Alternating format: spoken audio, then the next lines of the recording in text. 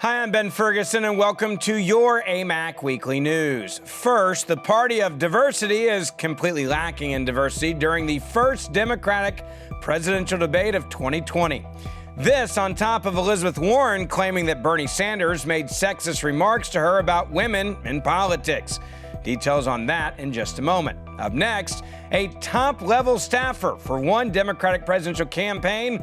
Well, he's in trouble now for calling anyone who supports the president a Nazi and saying that anyone that voted for Donald Trump needs to be re-educated to learn how to not be a Nazi.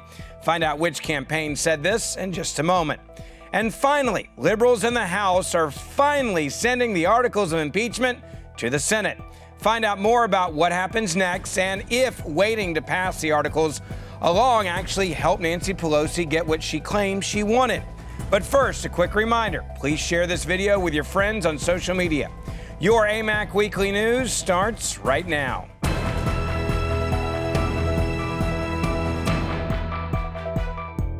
So as many of you know, the Democratic Party claims to be the party of diversity. They also claim to be the party of the hard working class Americans and poor people. Well, there's just one problem. They're looking wider and less diverse and a whole lot richer every single day it gets closer to them picking their nominee. Just take a look at the image of the 6 Democratic candidates that took the stage for Tuesday night's first debate of 2020. You got good old Tom. He's old, white, a billionaire male, and a hedge fund manager. Good old Senator Elizabeth Warren. She's also, really white. Former fake Native American and a socialist, also a millionaire. Then there's good old Joe Biden. He's old, white, a male, a millionaire, a.k.a. no longer middle-class Joe, as he likes to claim. And then we look at Bernie Sanders, also old, white, male, a socialist who also happens to be a millionaire. You got Mayor Pete. He's just a white male guy who he claims, at least on paper, he's not yet a millionaire. And finally, you've got Amy Klobuchar. She's also older, she's white, and she is a millionaire. Now, you may be asking yourself, where's Bloomberg in all this? Don't worry. That old white billionaire, I'm sure, will be on stage for the next debate, which will, of course, help diversity of the Democratic Party. So to recap, everyone we just talked about is white, and all of them but one are millionaires or billionaires.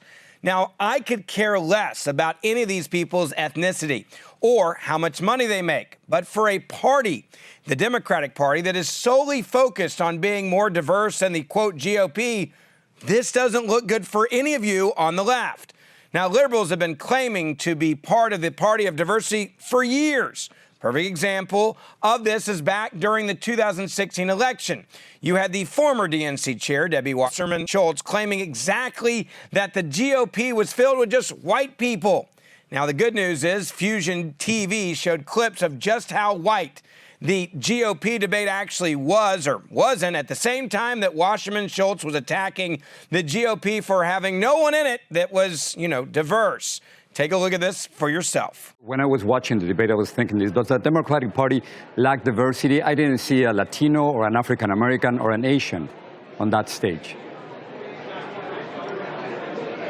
Well, we have Latinos and African. First of all, our president of the United States, who is a Democrat, is African American. So certainly, we have an absolute demonstrated commitment to diversity because our party nominated the first African American, and then Americans elected him not once but twice.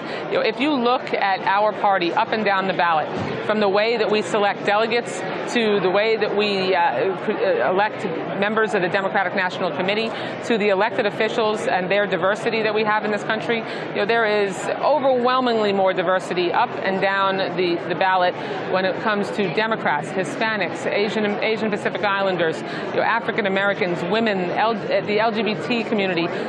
We are the party of diversity. The Republicans are essentially the party of a monolithic view that is narrow-minded, that says, let's take our country backwards. And that's why when it comes to the issues that are important to minority communities, they overwhelmingly support Democratic policies and will continue to.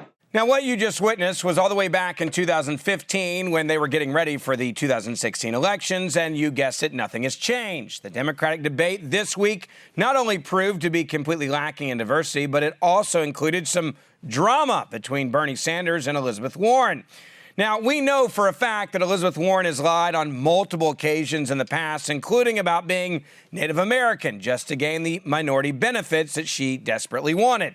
Well, just a few days before this debate, Elizabeth Warren decided to release a story saying that she and Bernie Sanders met privately, and he told her a woman would never win the White House. Now, without any evidence whatsoever, Democrats ignored Bernie's flat-out denial of this happening. Not only that, but Warren continued on answering questions on the subject as though Sanders hadn't denied it at all. Watch this from CNN's debate on Tuesday night. Senator Sanders, I do want to be clear here. You're saying that you never told Senator Warren that a woman could not win the election. That is correct. Senator Warren, what did you think when Senator Sanders told you a woman could not win the election? I disagreed. Bernie is my friend, and I am not here to try to fight with Bernie. Now, the takeaway for me is this. For a brief moment in time, Bernie Sanders got to feel what conservatives feel every single day. The division between liberal candidates is only increasing as support for our president is building. Van Jones from CNN commented directly following the debate, and even he said that nothing that he saw on that stage could defeat President Donald Trump. Take a look. I want to say that tonight for me was dispiriting. The Democrats going to have to do better than what we saw tonight. There was nothing I saw tonight that would be able to take Donald Trump out, and I want to see a Democrat in the White House as soon as possible. There was nothing tonight that if you're looking at this thing, you say any of these people are prepared for what Donald Trump is going to do to us, and to see further division tonight is very dispiriting. All we saw during the debate was more promises of free stuff, fear-mongering on climate change, and claims that every single thing that they believe, the Democrats, is wrong with this country is somehow the fault of President Donald Trump.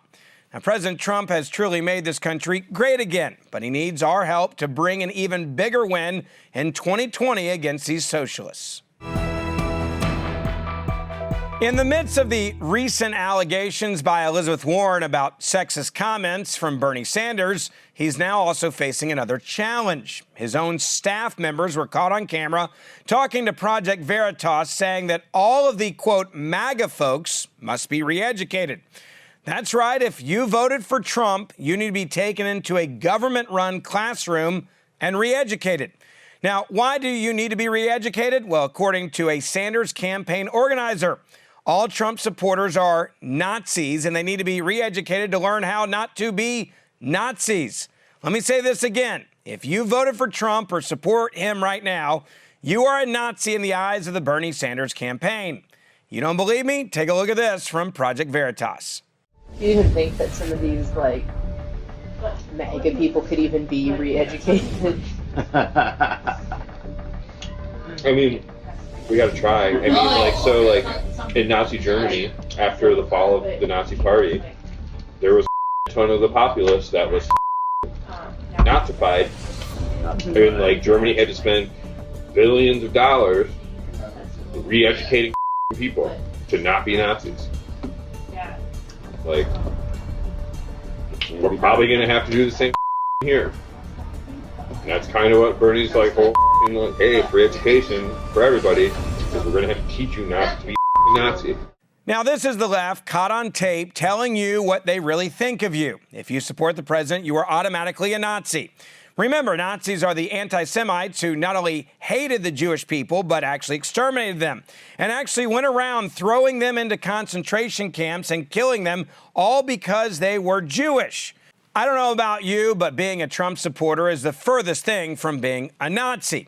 Now, what's even more disturbing than that is that Sanders workers also say that Sanders' free education plan is intended to purposely brainwash Americans into believing their ideology.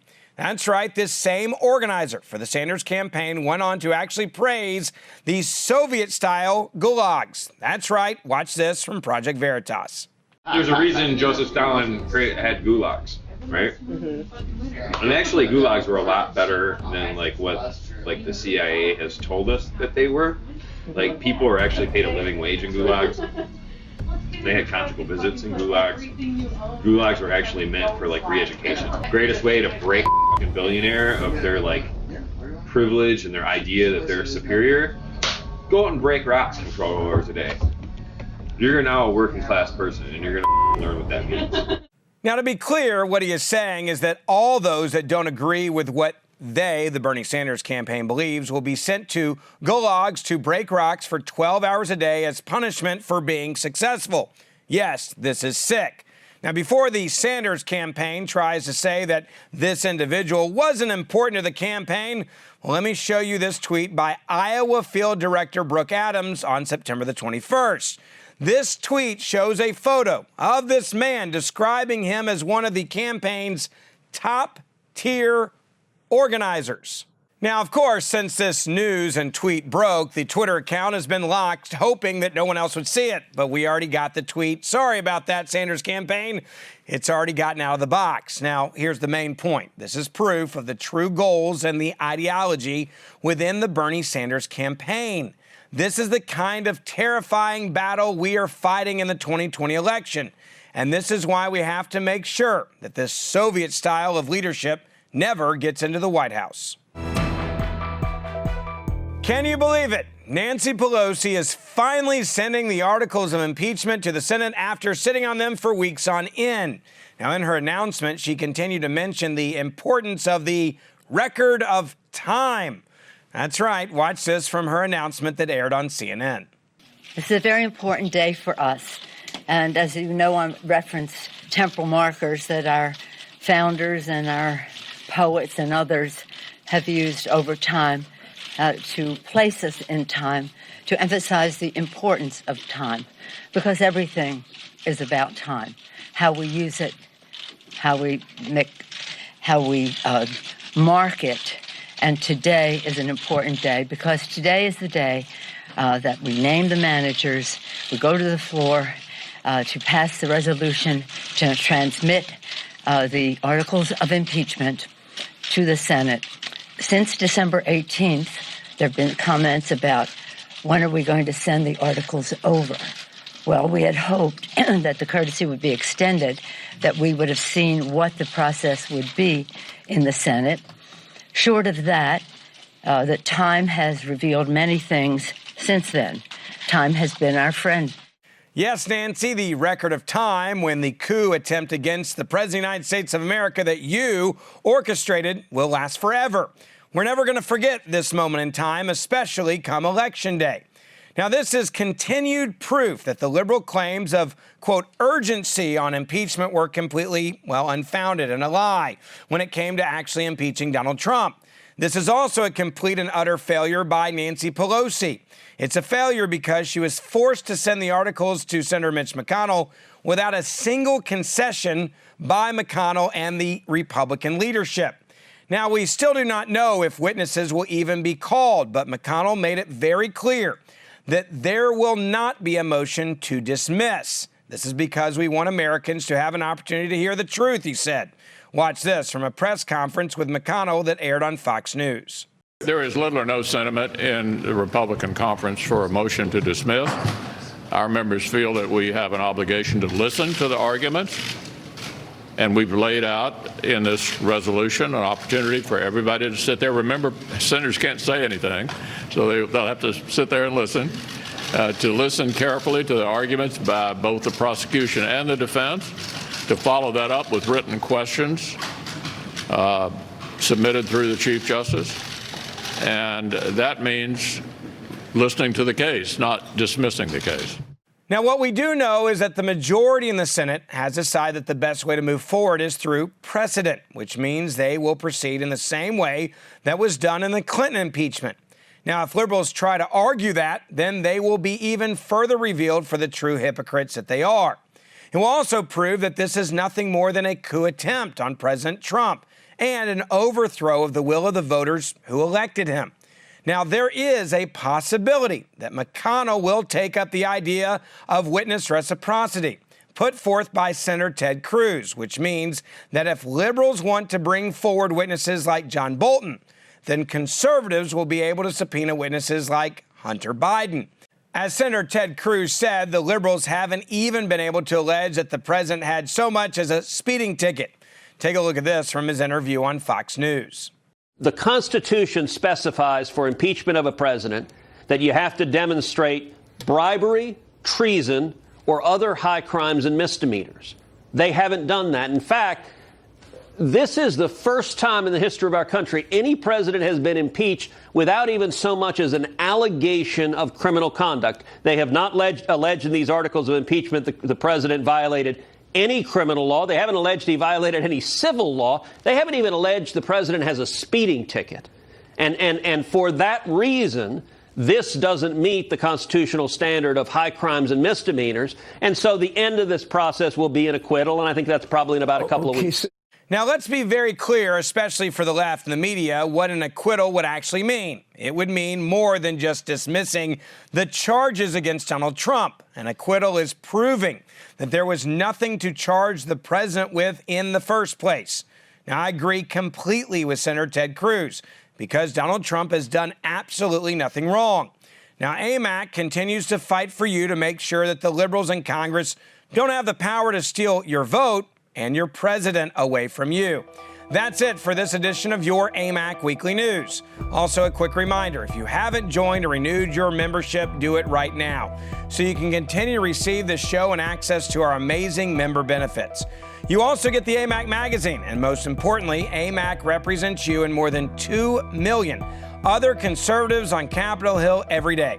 So make sure you join or renew right now. I'm Ben Ferguson. I'll see you back next week for our next episode.